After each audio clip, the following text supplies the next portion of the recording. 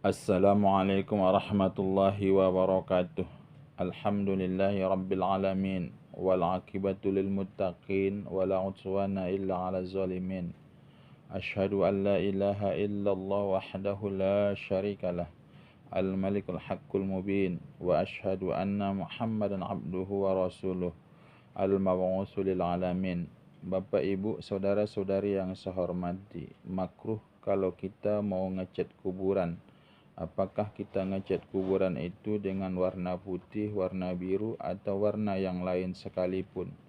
Maka perbuatan orang yang ngecat kuburan tadi itu hukumnya adalah makruh. Demikian juga makruh kalau seandainya kita membuat nisan yang ada tulisan. Yang ada tulisan di nisannya itu, kalau tidak ada hajat untuk membuat tulisan itu, maka hukumnya makruh, kecuali ada hajat. Apa yang dimaksud dengan hajat itu? Agar mudah seseorang mengenali kuburan itu untuk ziarah ke kuburan itu. Kalau tujuan yang membuat nama di nisannya itu adalah tujuan agar mudah seseorang mengetahui kuburan itu, maka hukum perbuatan membuat nama di atas kuburan itu hukumnya adalah sunnah. Kalau tidak ada hajat, maka hukumnya adalah makruh. Maksud tidak ada hajat, hukumnya makruh.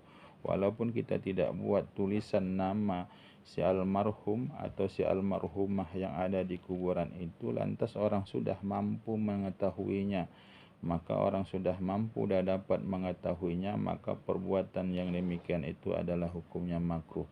Tapi kalau tidak mampu orang mengetahuinya karena banyak kuburan yang ada di situ, susah untuk mengetahuinya kalau tidak pakai nama, maka hukum yang buat nama di atas nisannya adalah hukumnya adalah sunnah. Bapak ibu saudara-saudari yang saya hormati, dan haram kalau seandainya ada kita membangun di atas kuburan itu seperti pakai kubah ataupun pakai apapun.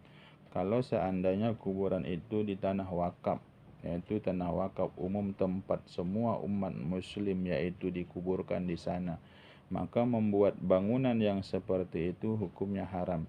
Kecuali adalah kita membuat kuburan itu membangun sampai pakai kubah, sampai pakai atap dengan bangunan-bangunan yang kalau seandainya hampir seperti rumah, maka perbuatan itu diperbolehkan, tapi dengan syarat, yaitu adalah bangunan itu di tanah sendiri, bukan di tanah wakaf.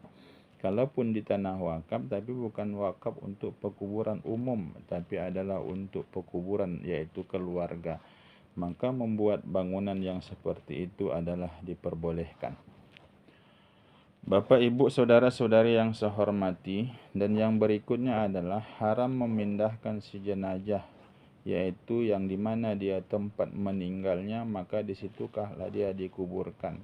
Maka haram memindahkannya, kecuali adalah kalau seandainya dikuburkan di tempat itu adalah maka mengakibatkan yaitu mudrat bagi si jenazah. Contohnya adalah kita kuburkan seseorang itu di tempat yaitu minoritas Islam, itu tempat lebih banyak orang yang non-Islam di sana, maka pada posisi itu maka boleh dipindahkan jenazahnya. Tapi kalau di tempat itu tidak dikhawatirkan terhadap si jenazah itu, kalau seandainya dikuburkan di sana tidak membuat mudrat kepada si jenazah, maka memindahkan yaitu jenazah yang mati di tempat itu kepada tempat yang lain, perbuatan itu adalah haram.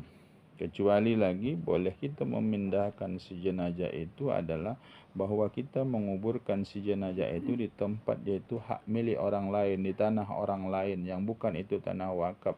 Lantas si pemilik tanah itu tidak mau dia ada kuburan di atas tanahnya, maka lantas karena dia tidak mau ada kuburan di atas tanahnya, dia minta dipindahkan kuburan itu, maka bolehlah kita memindah kuburan yang tadi dikuburkan di tanah orang lain. Demikian juga boleh membongkar kuburan kalau seandainya si jenazah itu membawa harta warisan, yaitu ke dalam kuburan. Umpamanya ada orang yang kalau zaman dulu kalau dia punya gigi palsu itu terbuat dari emas. Nyatanya setelah kita kuburkan si jenazah itu, nyatanya baru kita teringat bahwa giginya itu belum dicopot dari mulutnya. Maka lantas pada waktu itu karena dia bawa emas, harta peninggalan yang mau dibagikan, maka harta peninggalan yang mau dibagikan tadi, maka kita bongkar kuburan itu agar apa, kita bisa mengambil giginya tadi yang terbuat dari emas tadi. Kalau gigi yang sekarang ini yang tidak terbuat dari emas, itu tidak boleh kita membongkar kuburan yang seseorang itu sudah ditanam di dalam kuburan itu. Adapun kalau ada orang yang kalau seandainya membawa harta warisan yang berharga, ya, yang saya maksud di sini adalah harta warisan yang berharga.